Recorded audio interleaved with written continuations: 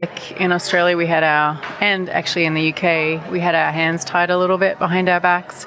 And I had always heard and read that the US was definitely more autonomous. So that was my goal, to be here, so I could practice as an equal. Welcome to the Strokecast. A Generation X stroke survivor explores rehab, recovery, the frontiers of neuroscience, and how to peel a banana with one hand.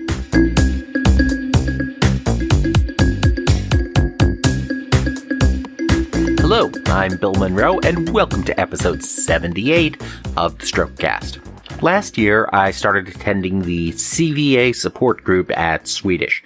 I talked about it a couple of weeks ago in my interview with Seth, since, well, that's where we met. By the way, you see the term CVA a lot in stroke world. CVA is just another word for stroke. It actually stands for cerebrovascular accident, because your stroke happens in the brain. It's a vascular issue, and hopefully it's an accident. That meeting is also where I really started connecting with Bronwyn Rogers. This week, we sat down at Cherry Street Coffee House in Seattle's First Hill neighborhood, right across the street from Seattle University. A very large and well-behaved dog napped on the floor next to us. Now, this is the kind of neighborhood and this is the kind of place where you can go, and even when it's crowded, no one really even notices when you go ahead and set up a portable studio in the middle of the coffee shop. So Bronwyn is the Stroke Clinical Operations Coordinator for the Swedish Medical Center First Hill and Cherry Hill campuses. And I managed to say all of that on one breath. Yay me. Bronwyn was born into a family of medical professionals in Australia. Her decision to enter the nursing field came during her senior year of high school. A close friend of hers had been hit by a motorcycle and was hospitalized for 3 months. As a regular visitor, Bronwyn grew to respect the care and the attention that the nursing staff gave her friend. And that was her inspiration to become a nurse instead of pursuing a career in physical therapy. Bronwyn worked as a cardiac nurse, learning everything that she could. Eventually, she wanted to stretch herself beyond that into new areas and moved up the body into stroke care. The rapid changes in the stroke field over the last 15-20 years have opened all sorts of new opportunities to help patients recover more and faster, while at the same time there's just this tremendous opportunity out there to reduce the number of strokes that happen. So now, let's meet Bronwyn. So one of the things I find that's of course interesting about that is obviously stroke impacts the brain, and we're used to thinking about it as a brain thing or a nerve thing, but ultimately every stroke is a failure of the vascular system. So it's a lot more closely tied to cardiac care than I think most people think at first. Yeah, definitely. So it's like similar having a heart attack, you're having a brain attack, just different part of the body. So, but the outcomes can be, long term, obviously, because folks with a stroke can have long term disabilities, whereas sometimes with cardiac, you put that stent in and you don't have any long term effects.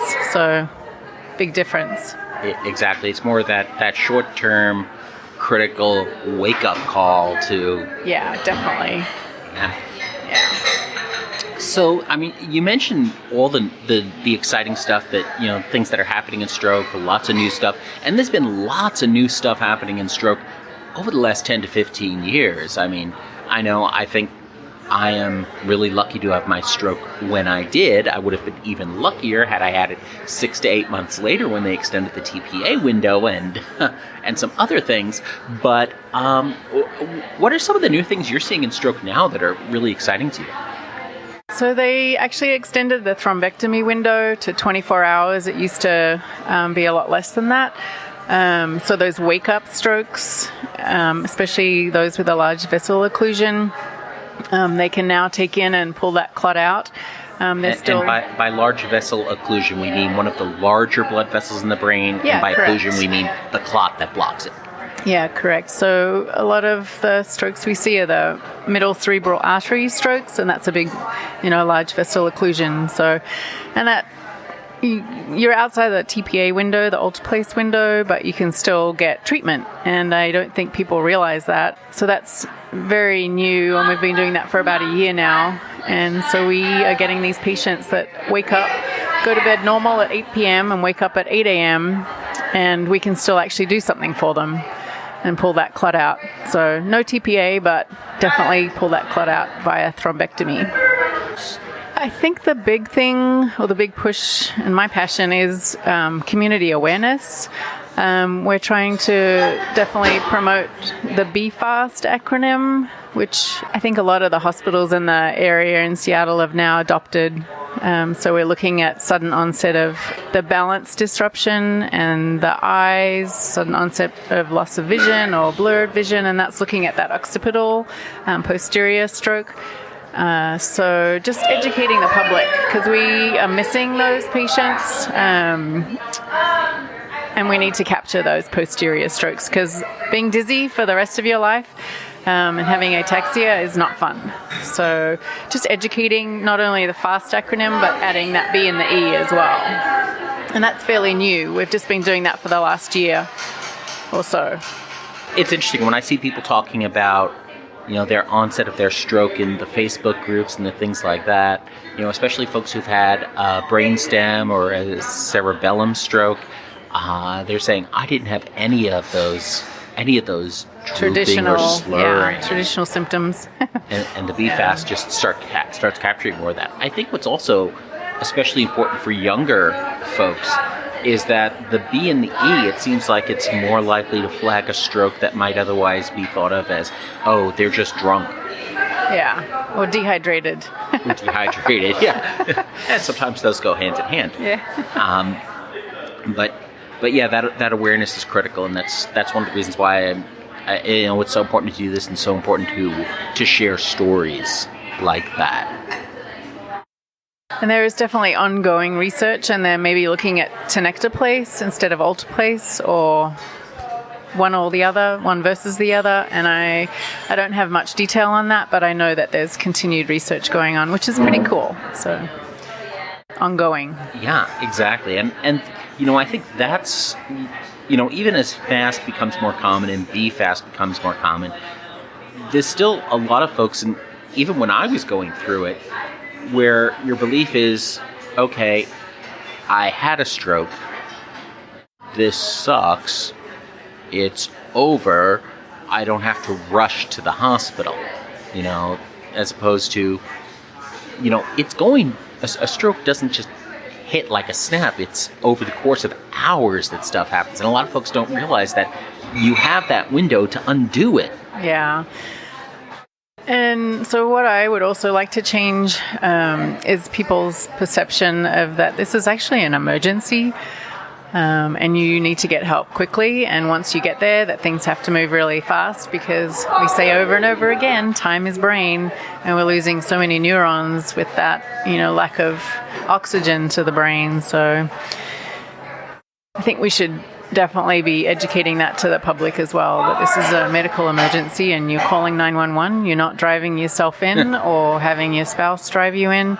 You need to call 911. And I don't think people realize that.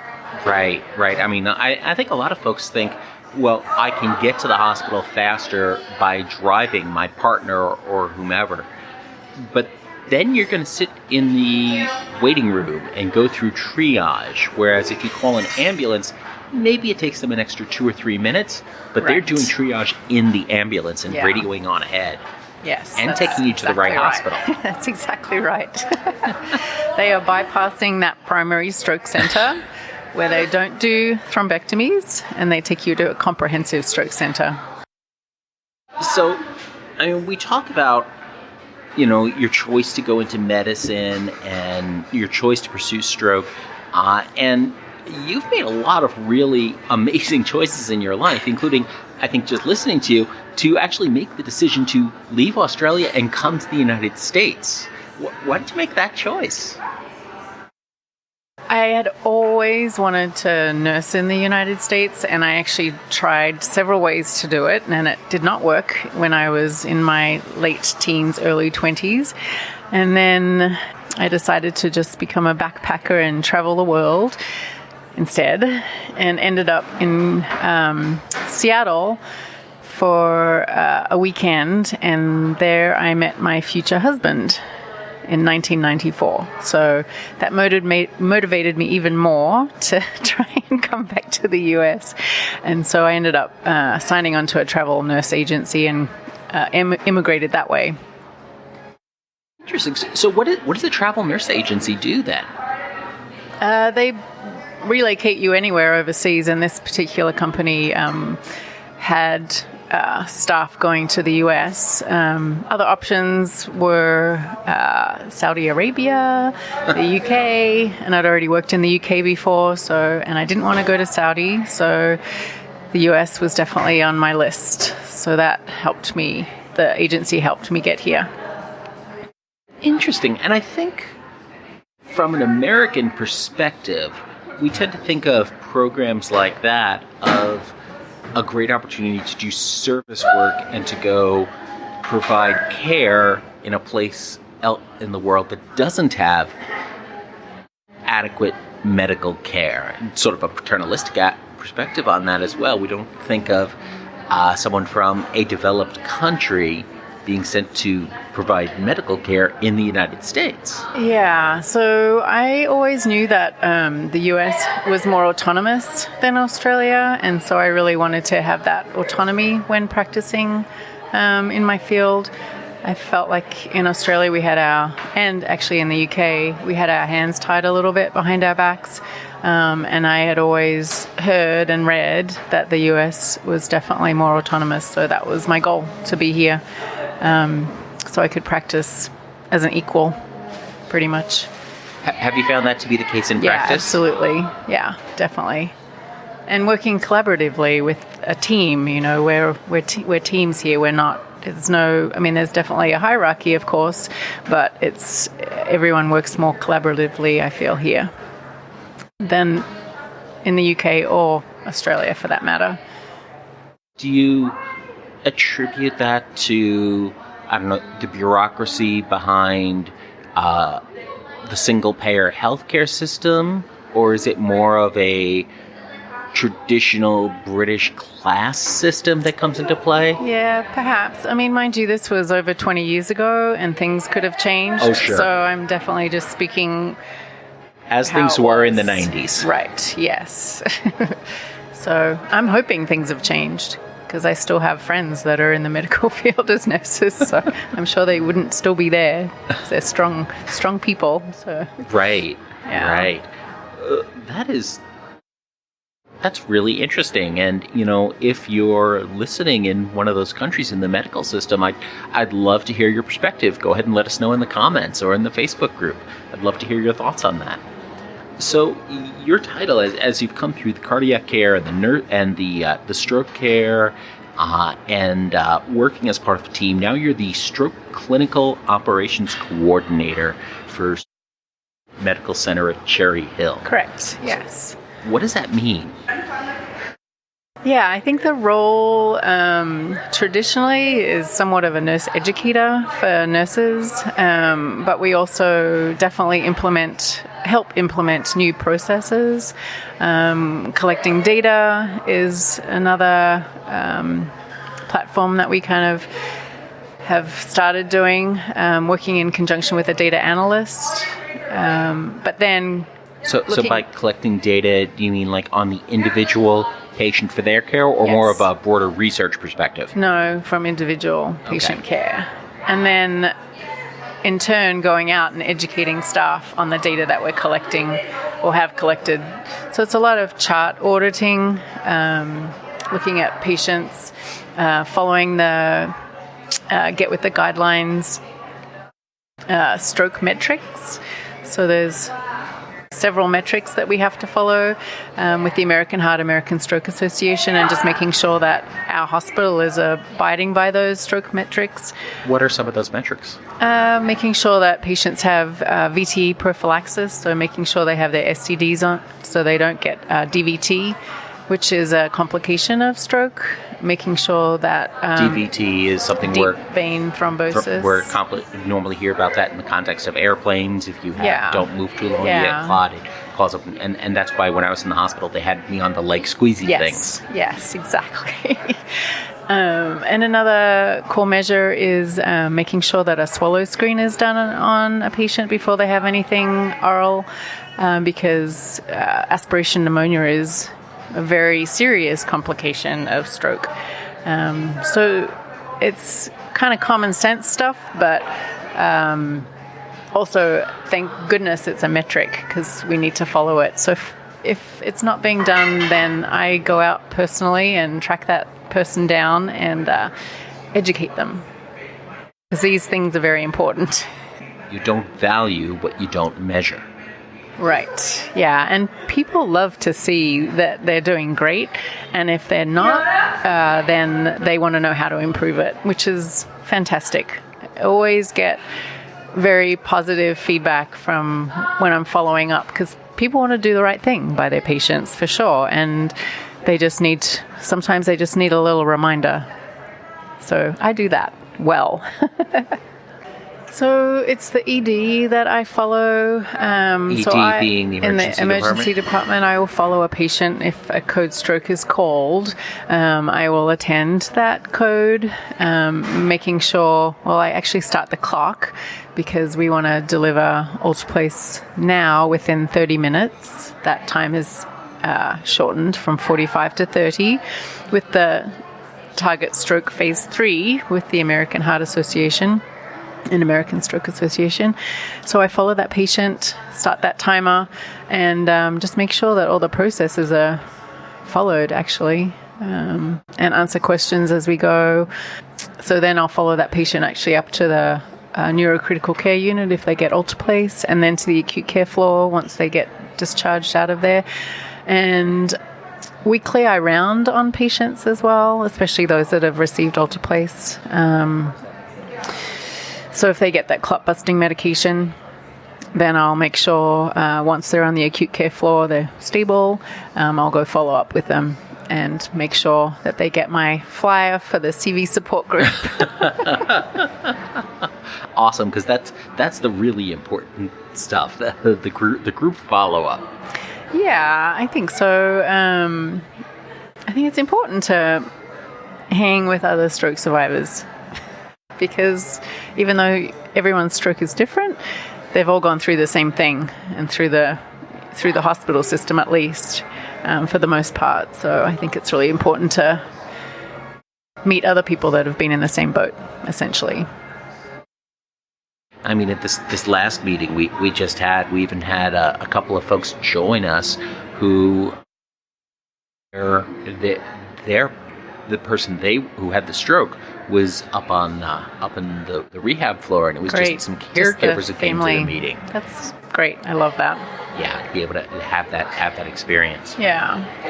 So it sounds like your day is then a lot of it's based on doing the paperwork, doing the follow-ups, doing the education, doing the sort of when that code gray comes over the intercom, running down to take care of those stroke patients. Yeah. We get paged. We're on the pager system, so we get all those notifications and end up down in the ED. And then if it's an in-house code stroke, we attend those as well. So always in the thick of it. Yeah. So your day is pretty much when you get there in the morning, you don't really know what's going to be happening in the afternoon. No, exactly. It's very exciting. It's certainly never dull. So then how much of your time is involved in direct patient care? None, actually. None. Yeah. I will certainly help where I can, but I'm pretty much hands-off patient care. Gotcha. Mm-hmm. Gotcha. And in that way, you're able to impact even more patients through the team you work with. Yeah, and if I see issues arising, so say, for example, and thankfully this has been rectified. The patients weren't getting weighed in the ED in a timely manner. And so once they hit the CT scanner and the non-con was read by the neurohospitalist. And it was non-con, so the non-contrast CT scan. Okay. Was read by the neurohospitalist, and they decided whether it was a go or no-go for the clot-busting medication Alteplase. And then we came to find out that the weight hadn't been done in the ambulance bay. So we rectified that problem pretty quickly because that was causing a delay. And that's really important because a patient's weight indicates how much of the medication you can safely give. Yeah, thanks for clarifying that. Yes, so it's weight-based drug. So little things like that. I mean, it was a huge thing, actually, but we fixed that pretty quickly, and that's just by being the observer and seeing that this process somehow has fallen by the wayside and we need to fix it quick. And that's an important role in having that step back, is that you're able to see more of what's going on and look at the systems versus the folks who have to be focused only exactly on what's happening at the moment and making those decisions right away. Yeah, absolutely. They can't see the big picture necessarily because they're so focused on that patient, and the clock is ticking. So exactly, and it's not their job to see the big picture. Right, exactly. Yeah, it's very true. So how did you get involved in the support group then? So when I was new to the role 3 years ago as a stroke coordinator, the support group had been going, and it was actually run by the surgical services, and it got flipped over to the stroke program. So I took that on. So that was a very new role for me. It was also run by a social worker as well, which I am not. So it's been a very lovely transition into a different role, and I really enjoy actually finding guest speakers and having survivors come and tell their story. I think that's very impactful, and then I also think having the providers come and talk to the group is really important as well, and that's hard to do because they are very busy. And so I can get maybe 1 or 2 a year to come and chat with the group, and I know that definitely has the most attendance when the providers come. So, yeah, I find that really interesting. I find all that stuff fascinating, but at the same time, it's not something I would have expected to drive a lot of interest from attendees because, we had our stroke.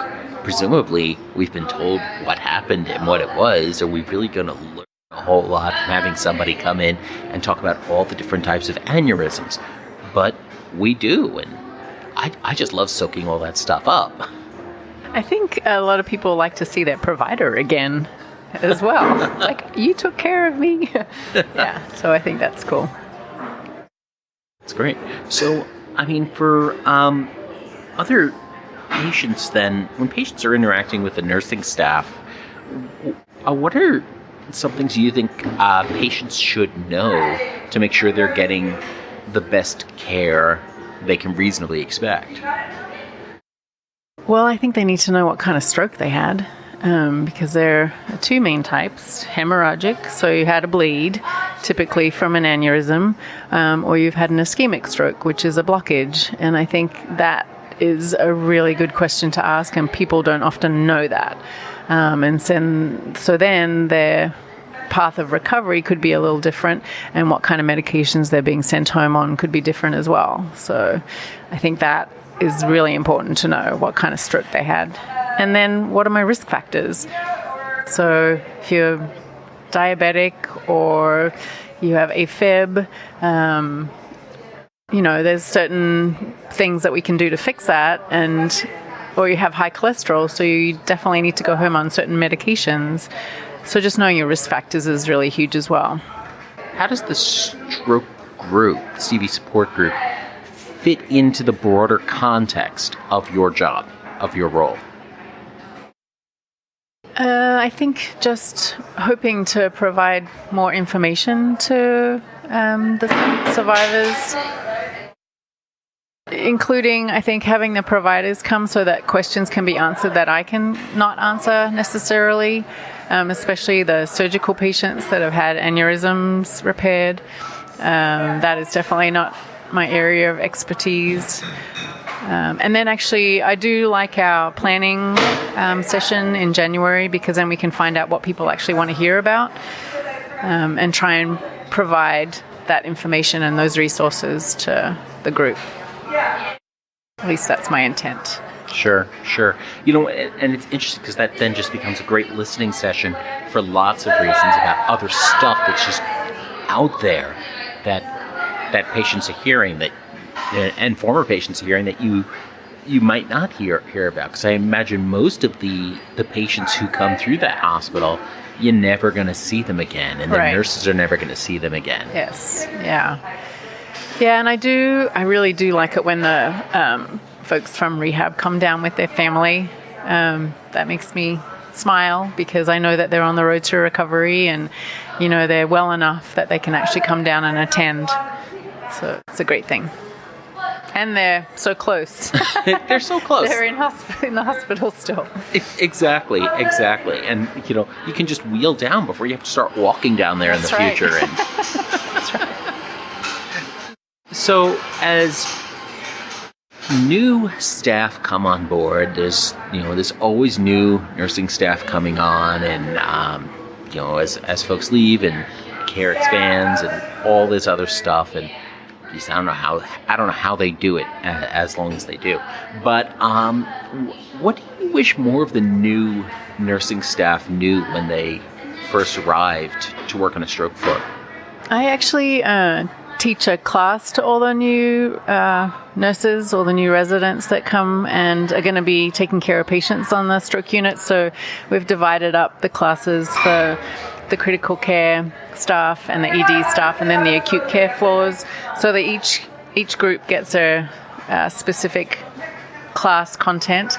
And we definitely have a PowerPoint that we go through, and there's the routine, but I do love telling actual stories of incidents and patients, and how they can actually make an impact on a patient, their patient, by recognizing worsening neurological signs and symptoms, or actually realizing that their patient didn't come in with a stroke and they're having one, and being empowered to actually call that code, which as a nurse you can do. And then just explaining that this is an emergency, time is brain, and that there are actual treatments out there now. Whereas, 20 years ago, you had a stroke, you couldn't really do much about it. I think it was not until the FDA approved in 1994 that clot-busting medication Alteplase. So, we haven't really hit the forefront of... Right about when you entered the field. That's right.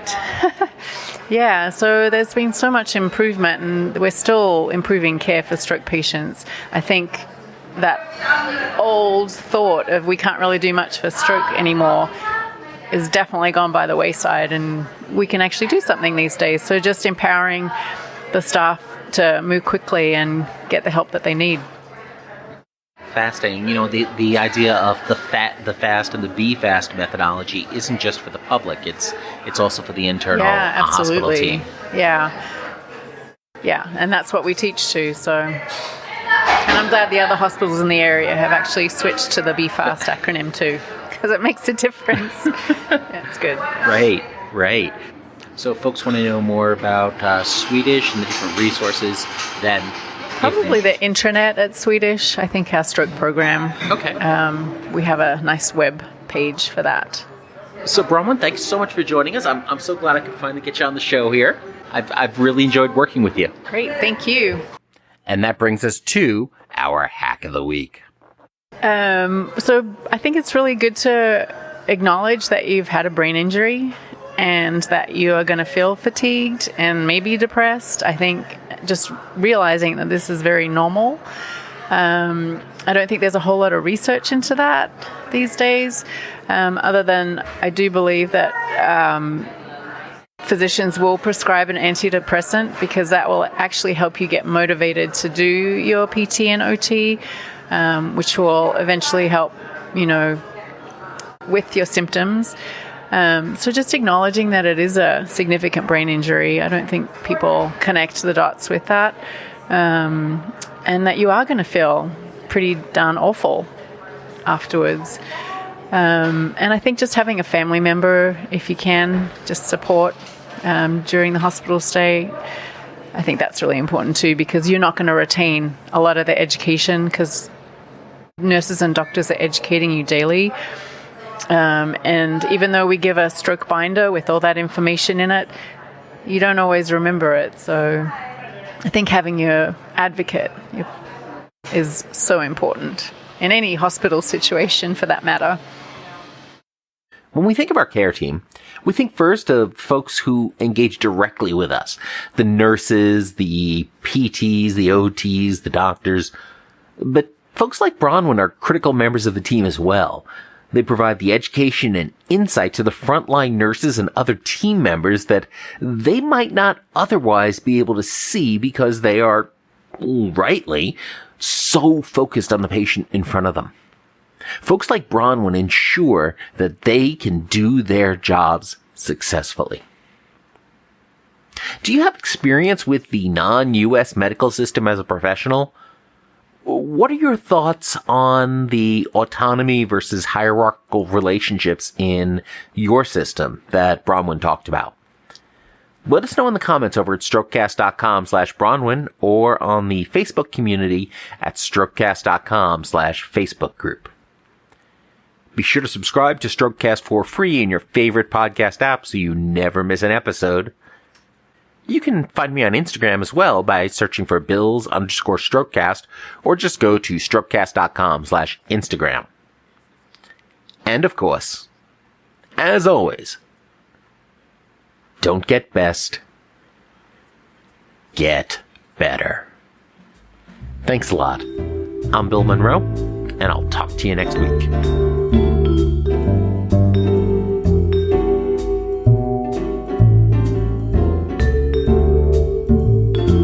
The Strokecast, Bill Monroe, and Bill's guests provide general information and entertainment, not medical advice. Please do not make any changes to your treatment plan or the execution of your treatment plan without first consulting your personal doctor or medical team. The Strokecast is a proud production of the Currently Speaking Podcast Network.